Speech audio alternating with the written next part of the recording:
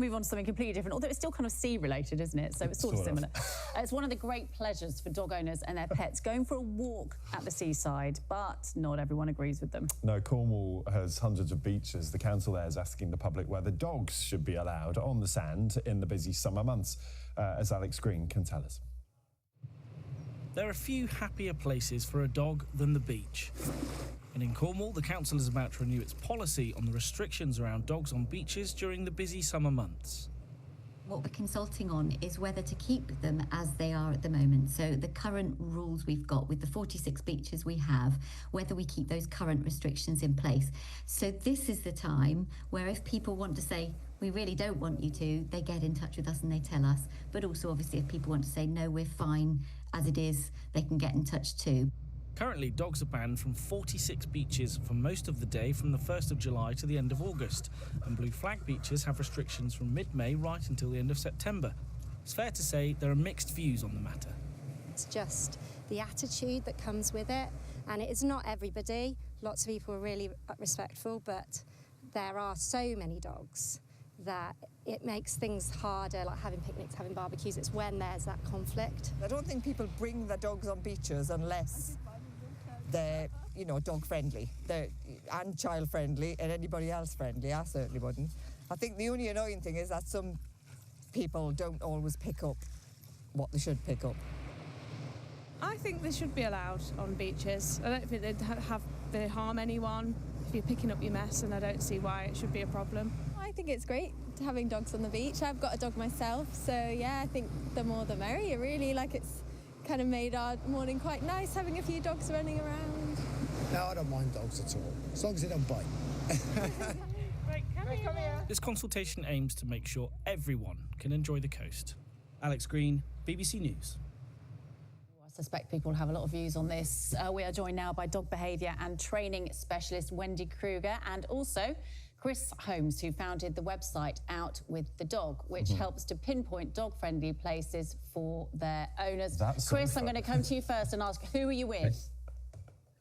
This is Albie. He's falling asleep, and Arlo's rolling around. So. Well, good morning to Albie and Arlo as well. What do you make to this? Do you accept the fact that although a lot of people love dogs, they don't necessarily want to share their beaches with them? Well, I think everyone should be able to enjoy the beaches. I mean, we've got some great beaches in the UK, but I think in the busy seasons, especially in Cornwall, I think having dog restrictions in place, from my point of view, is probably a good thing.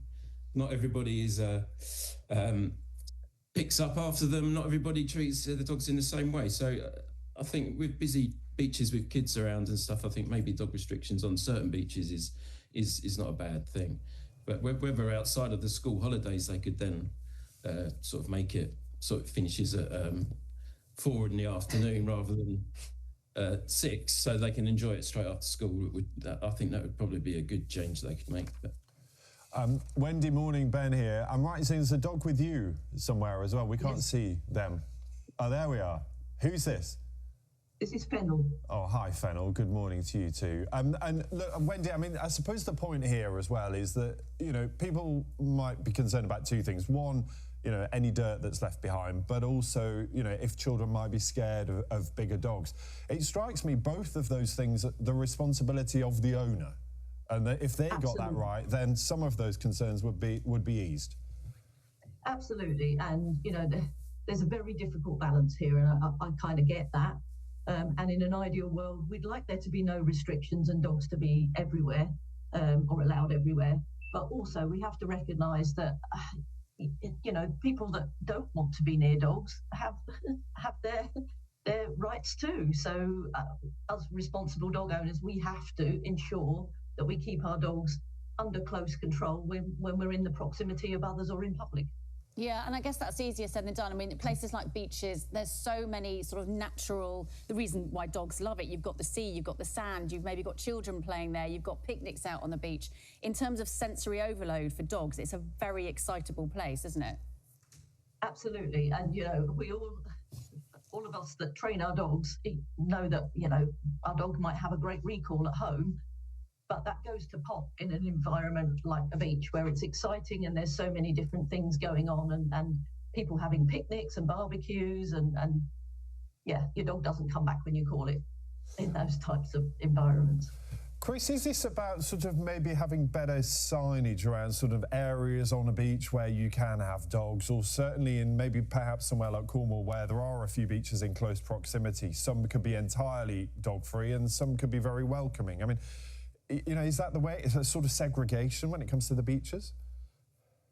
I think councils could do a lot more to sort of make it obvious where dog restrictions start and finish and which ones aren't dog friendly. I think they put too much emphasis on saying which ones aren't dog friendly rather than promoting which ones are dog friendly.